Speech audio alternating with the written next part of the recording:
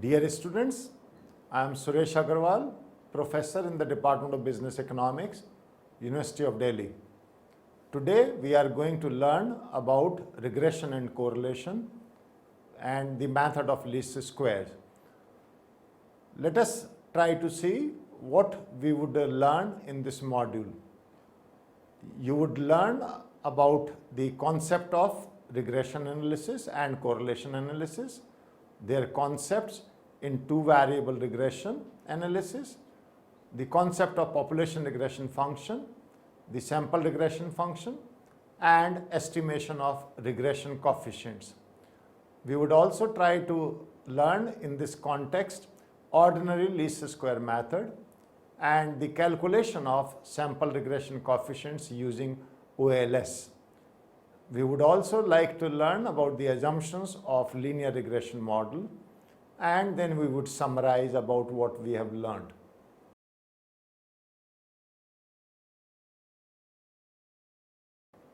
Let me try to introduce the concept of the regression function.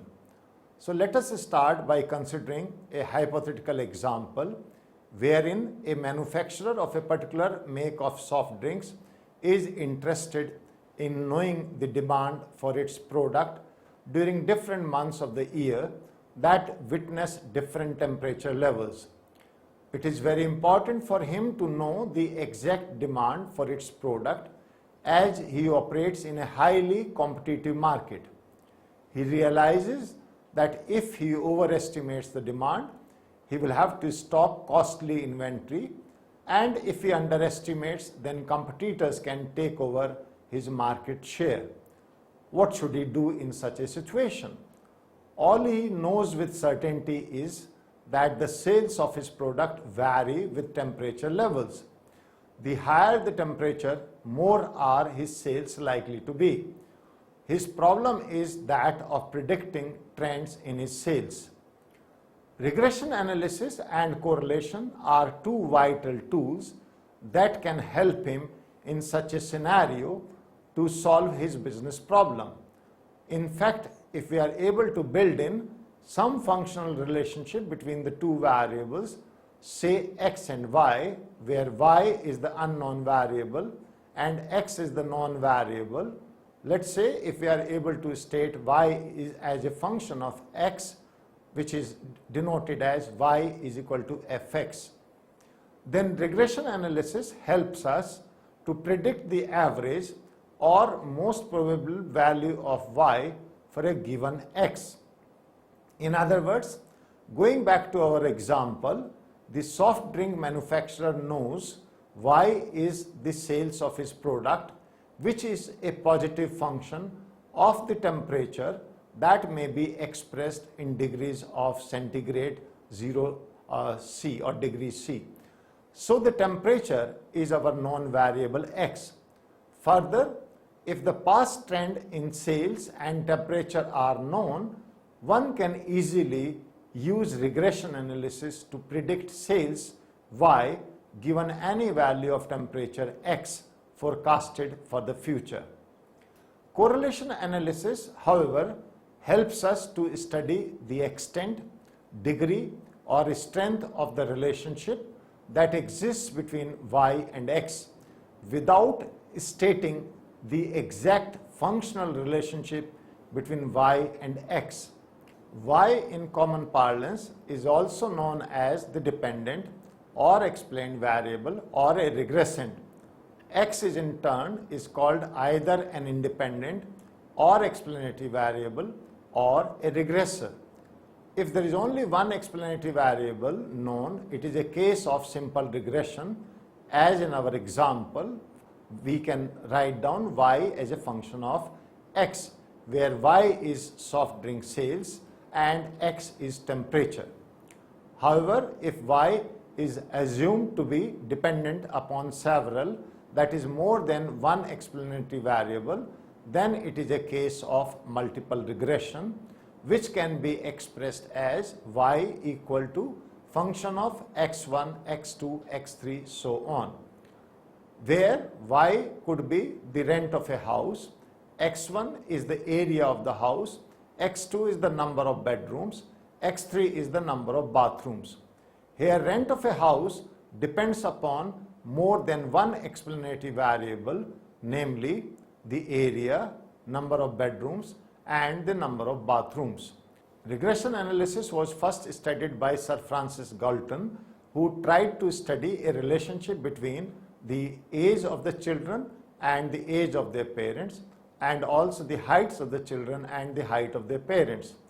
The former, the height of the children being the dependent and the latter being the independent variable.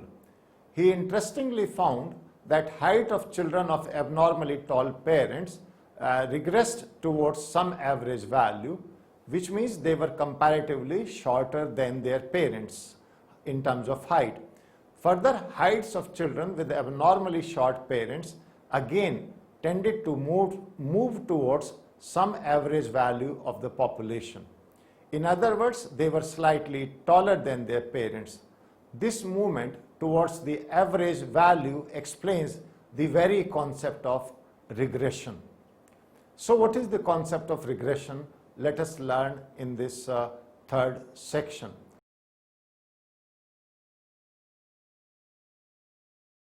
Section 3, Regression Analysis Concepts.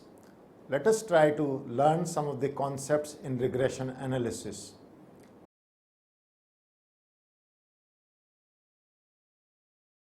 First 3.1 is two-variable regression analysis. Let us take an example where wages of employees is considered to be a function of their number of years of education for 10 individuals. Here y is a function of x, where y is equal to wages in rupees in 1000 and x is the number of years of education in years. So if we have the table enumerating the employees' income and or the wages and their years of education, for 10 employees are given, this data is given in your table 1, I'm sure you can see this on your screens. We can now plot the above data in the form of a scatter diagram, and we can show this diagram in our figure 1. On the x-axis we have years of education, x. On the y-axis we have wages in thousands in rupees, which is y variable. You can see we have the scattered points, and then we have plotted a line for these scattered points. So we have a scatter between wages and years of education. Regression line is the line of best fit that passes through these scatter points as shown in this figure. We therefore would be interested in knowing how we get this line and the logic behind it. That is, we wish to both graphically and algebraically derive the regression line. So let us look at this section where we try to understand the population regression function PRF. We must understand that the data we have used in table 1 is a sample data. However, if the population is known, which means population here would mean all working people in a state or region or country, as the case may be, it is quite possible that for a fixed value of x, say 3 years of education, there may be an entire subpopulation, which means more than one individual, having different wage levels y. Therefore, if we arbitrarily fix 5 values of number of years of education x at 3, 6, 9, 12 and 15 years, there would be 5 subpopulations of y as shown below in our diagram. We have the 3 years, 6 years, 9 years, 12 years and 15 years school of education fixed. In this we can see that each of the subpopulation has a mean or expected value denoted by E into y upon x, that is expected value of y given x as shown by rounded dots. If we join these dots, we get a population regression curve. This curve shows that the expected value of y given xi, where I takes the value 3, 6, 9, 12, 15, is a function of xi.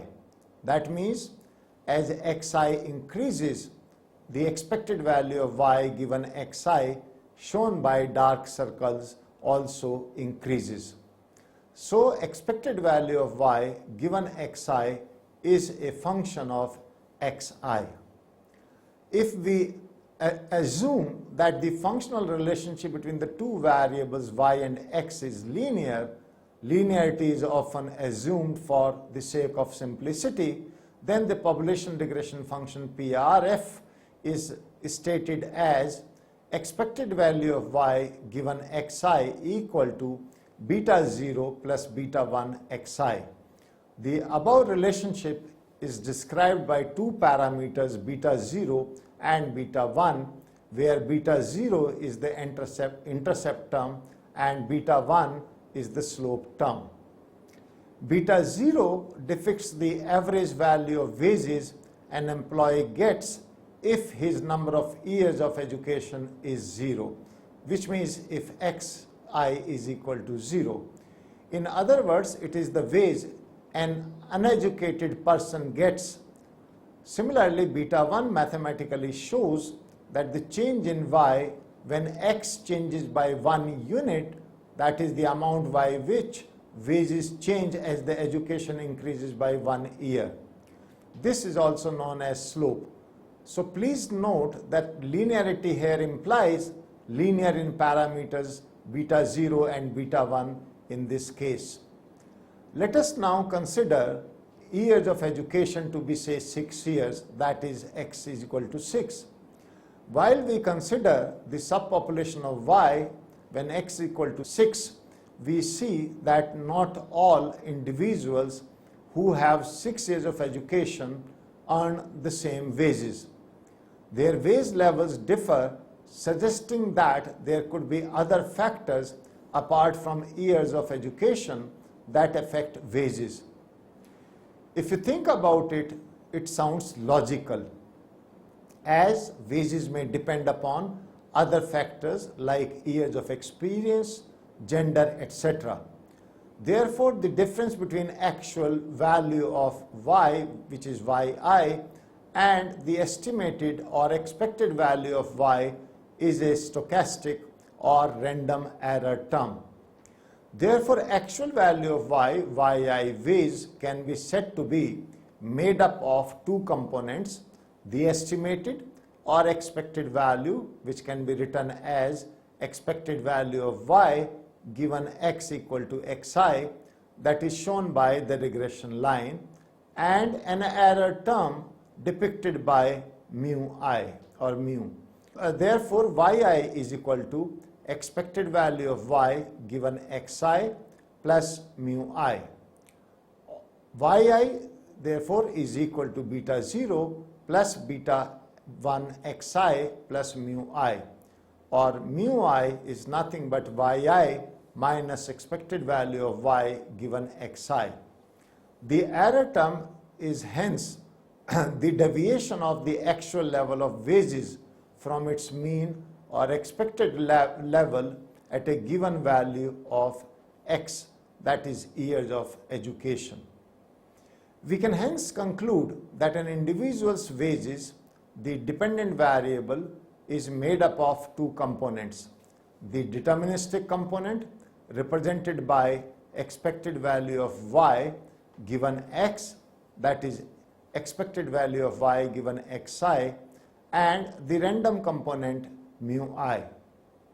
In fact, in all social sciences, the role of this random component cannot be undermined, as it is a proxy for all those variables which affect y, for example wages in this case, but have not been taken into analysis for some reason or one reason or the other. In the field of science, however, the relationship between variables is exact, and hence the observed values of the dependent variable can be accurately predicted through the regression line.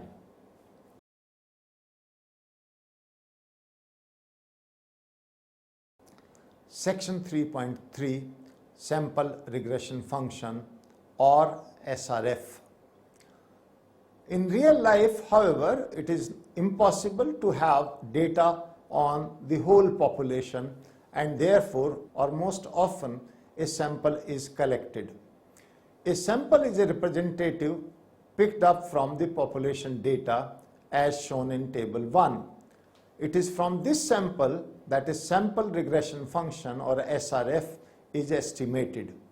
The sample regression function in turn helps to predict the population regression function, and the SRF is distinguished from the population regression function and is written as yi is equal to b0 plus b1 xi plus ei, or yi hat plus ei is equal to yi, where yi hat is equal to b0 plus b1 xi. So yi hat is the estimated value of y, which can be written as expected value of y given x equal to xi. b0 is the estimator for beta 0, the intercept term, and beta 1 is the estimator for beta 1, the slope term.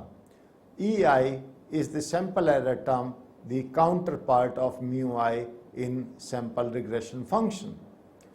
Therefore, in regression analysis, as discussed above, we wish to predict the population regression function, that is yi is equal to beta 0 plus beta 1 xi plus mu I, from the sample regression function, which is yi is equal to b0 plus b1 xi plus ei. The idea of constructing regression lines through the same data is that it is the line of best fit. This line, where the dependent variable is y, is the independent variable x, is known as y on regression line. However, if it were the other way around, we had taken x to be the dependent and y to be the independent variable, then the regression line would be called the x on y regression line. So we have the fitted regression line in this diagram, which is fitted regression line with residuals. So in continuation with the data in table 1 and figure 1, we observe that when x is equal to x2 is equal to 7, expected value of y given xi equal to 7, as shown by the fitted regression line, is equal to 58.29119, whereas the observed or actual value of yi is given in the table is equal to 70. The error term E2 is equal to yi minus yi hat, and similarly values for E1 to E2, E3, E4 and so on can also be calculated. The equation of fitted line, but the question remains that how do we algebraically calculate B0 and B1. The two most commonly used techniques of estimating the SRF are ordinary least square, which is known as OLS, and maximum likelihood method known as ML method or MLE, maximum likelihood estimation method.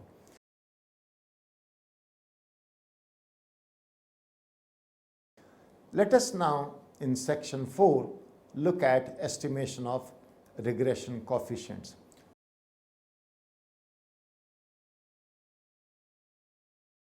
First, the ordinary least square method. The OLS method is by far the best method to estimate SRF, the sample regression function.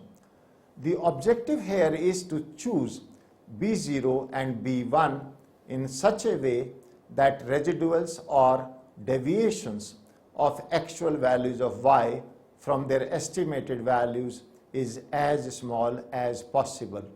That is, ei is equal to yi minus yi hat, or ei is equal to yi minus b0 minus b1 xi. We need to simultaneously minimize all residuals, that is E1, E2, E3, E4 and so on. So if we try to minimize sum of residuals, then some of them may cancel each other because they are opposite in sign. Figure 3 confirms this as some values of y lie above the fitted regression line and some below it. Mathematically, we can show that the sum of the positive residuals is equal to the sum of the negative residuals, and therefore minimizing the sum of the residuals leads us nowhere. One another way is to minimize the sum of the squares of the residuals. That is, S is equal to E1 square plus E2 square plus E3 square plus E4 square and so on. On squaring the residual, we have two advantages. One, we are able to ignore the direction of deviations, and secondly, smaller deviations, and quite rightly so, are given lesser weight than larger deviations. Therefore, the objective of minimizing S, the sum of the squares of the deviations, becomes fruitful. Because of this reason, the technique is called the ordinary least square method. Let us now look at the mathematical derivation of regression line in section 4.1.1. Considering a general case of n observations in two variables x and y, where y is a function of x, then the fitted SRF is expressed as yi hat is equal to b0 plus b1 xi. The residual ei is defined as yi minus yi hat and is equal to yi minus b0 minus b1 xi. The OLS, we strive to minimize the sum of the squares of residuals S, depicted as S is equal to sigma ei square is equal to sigma yi minus b0 minus b1 xi whole square. To minimize S, we differentiate S with respect to b0 and b1 and equate it to 0. So, derivative of S with respect to b0 is equal to 2 sigma yi minus b0 minus b1 xi into minus 1 equal to 0. This is equal to derivative of S upon derivative of b0 equal to minus 2 into sigma yi minus b0 minus b1 xi equal to 0. This gives us sigma yi equal to nb0 minus b1 into sigma xi. This is our equation 1, or is also known as first normal equation. Derivative of S upon derivative of b1 is equal to 2 sigma yi minus b0 minus b1 xi into minus xi equal to 0. This is equal to 2 sigma xi into yi minus b0 minus b1 xi equal to 0. This on simplification is equal to sigma xi yi equal to b0 into sigma xi plus b1 into sigma xi square. This is our second normal equation. Solving 1 and 2 simultaneously, which means multiply equation 1 by xi and equation 2 by n, we get values of b1 and is equal to n into sigma xi yi minus sigma xi into sigma yi upon n into sigma xi square minus sigma xi whole square. This is our third equation. Dividing throughout by n, we get b1 equal to sigma xi yi minus n x bar y bar upon sigma xi square minus n x bar whole square. This we can denote as 3.1. Repeat, where x bar equal to sigma xi upon n and y bar equal to sigma yi by n. Also, xi or small xi is equal to capital Xi minus x bar, and similarly small yi is equal to capital Yi minus y bar. Then we can write sigma xi yi equal to sigma small xi plus x bar into small yi plus y bar, and is equal to sigma small xi yi plus n x bar y bar, as sigma xi small xi and sigma small yi is 0, because sum of the deviations from mean is always equal to 0. Therefore, sigma capital Xi square is equal to sigma xi plus x bar whole square, and is equal to sigma small xi square plus nx bar square. Substituting the values of sigma capital Xi yi and sigma capital Xi square from above in equation 3.1, we get B1 is equal to sigma small xi small yi upon sigma small xi square, which is our equation 4. So this is the value of the slope coefficient in the deviation form. To get B0, we divide equation 1 by n, and we get sigma yi by n equal to B0 minus B1 into sigma capital Xi upon n, which gives us y bar equal to B0 plus B1 x bar, or B0 is equal to y bar minus B1 into x bar. This is our equation 5th.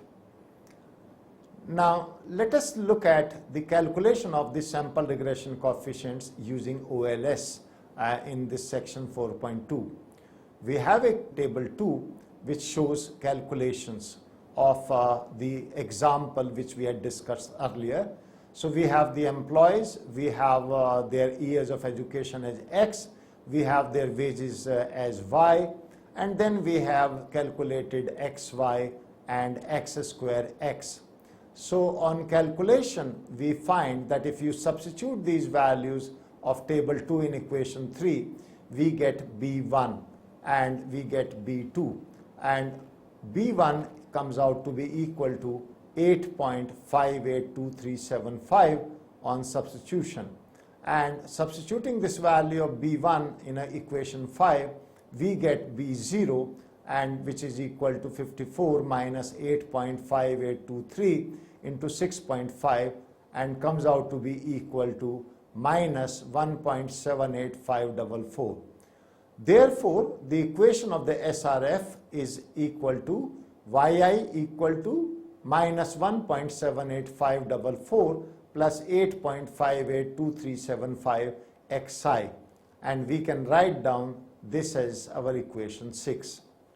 So having learned the calculation of B0 and B1, let us try to understand what are the assumptions of the linear regression model in our section 5. So we have learned previously that in linear regression model, our objective is to calculate the SRF parameters B0 and B1 and use them to predict valid values of their population counterparts B0 and B1. This may be possible only if certain assumptions about the independent variable xi and the error term mu I as enumerated below are made. So these assumptions are: first, the model is linear. By a linear model, we mean the model as stated below is linear in parameters, that is beta 0, the intercept, and beta 1, the slope parameter. That is, for our population regression function, yi is equal to beta 0 plus beta 1 xi plus mu I, and both beta 0 and beta 1 are raised to power 1, that is, they are of the degree 1. The population regression function, however, may or may not be linear in the explanatory variables xi.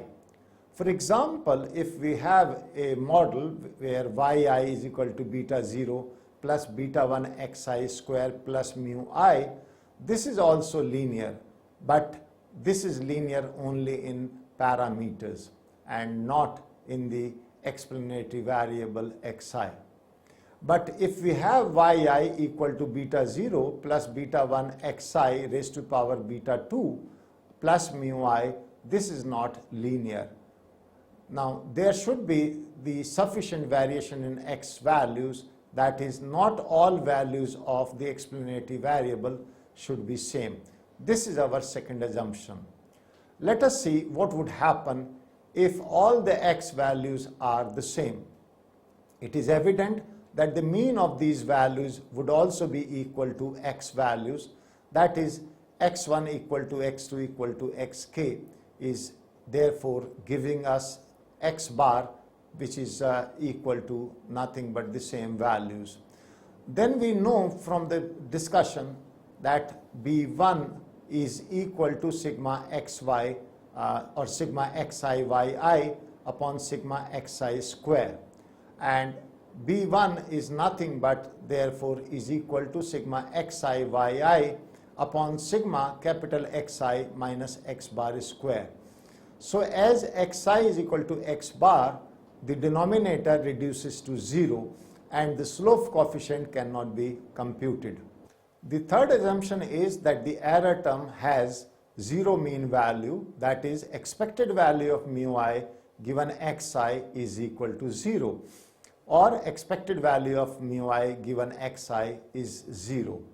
Very clearly, it implies that for a given x value, there is a subpopulation of y values distributed in such a manner that sum of the positive deviations from the line of best fit is equal to the sum of the negative deviations. We can see it from this figure 4, where we are showing that sum of the positive deviations is equal to sum of the negative deviations for all values of x. In other words, as discussed earlier, the line of best fit passes through the mean values of y for each x value. The arithmetic mean has the property that states that the sum of the deviations from it are always 0.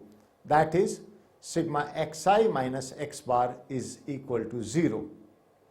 Also, it implies that all other variables that were not taken into analysis but are known to influence y and contained in the error term do not systematically affect the mean values of yi. It can be mathematically shown as follows. Let the PRF or the population regression function be yi is equal to beta 0 plus beta 1 xi plus mu I, and expected value of mu I is not equal to 0, or expected value of mu I is equal to let's say alpha. So let Vi is equal to mu I minus alpha.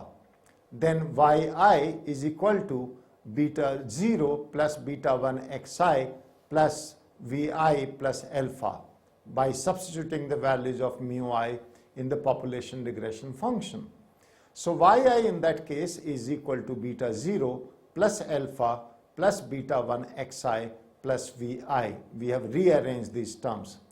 We can write down Yi is equal to beta plus beta 1 xi plus Vi, where beta now is equal to beta 0 plus alpha. So expected value of mu Vi is equal to expected value of mu I minus alpha. Hence, expected value of Vi is equal to expected value of mu I minus expected value of alpha.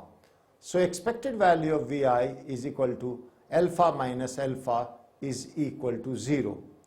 The intercept takes in this particular equation the non-zero component of the error term, making its mean always 0.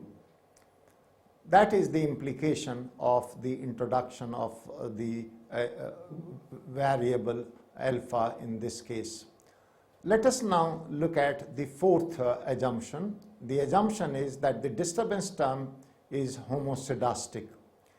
This implies that the error term for each value of x is drawn from a population with constant variance.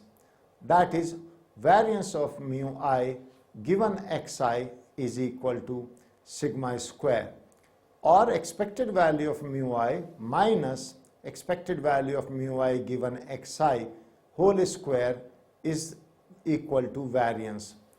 As from assumption 3, expected value of mu I given xi is equal to 0, therefore variance is equal to expected value of mu I square and is equal to sigma square as per this assumption. The disturbance term having a constant positive variance for all values of x implies even the variance of y subpopulations for all x values in the same. So for all x values in the same, this assumption implies uniform distribution of y values about its mean for each value of the explanatory variables. Now we can see all this in our this figure 5, where we are showing conditional distribution of the disturbances for given values of x equal to xi. Now let us look at the assumption of the error terms are independently distributed. This assumption implies that the error term mu I is independently distributed of mu j for all I not equal to j. That is, there is no autocorrelation or systematic association between the error terms for different values of the explanatory variable x. This, in other words, means covariance between mu I and mu j is equal to 0, which can be written as covariance mu I mu j is equal to expected value of mu I minus expected value of mu I given xi into mu j minus expected value of mu I given xj.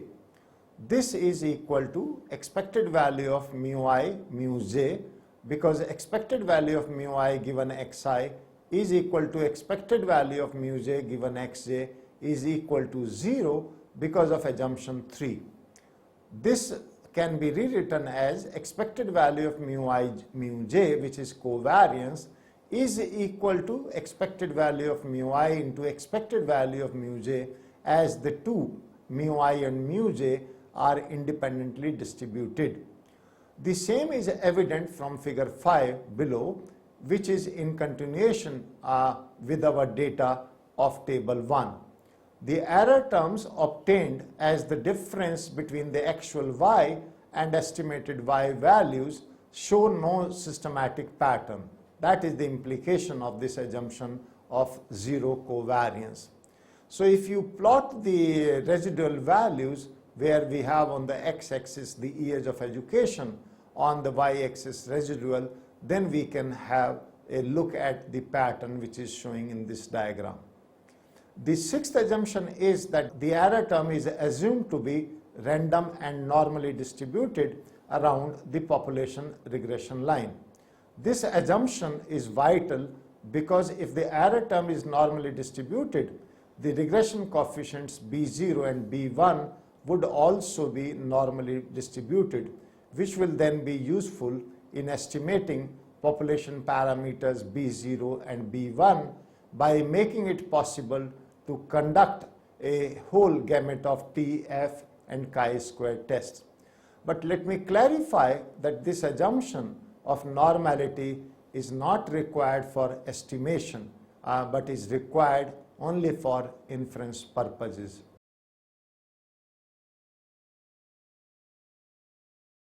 So let us summarize what we have learned in this module.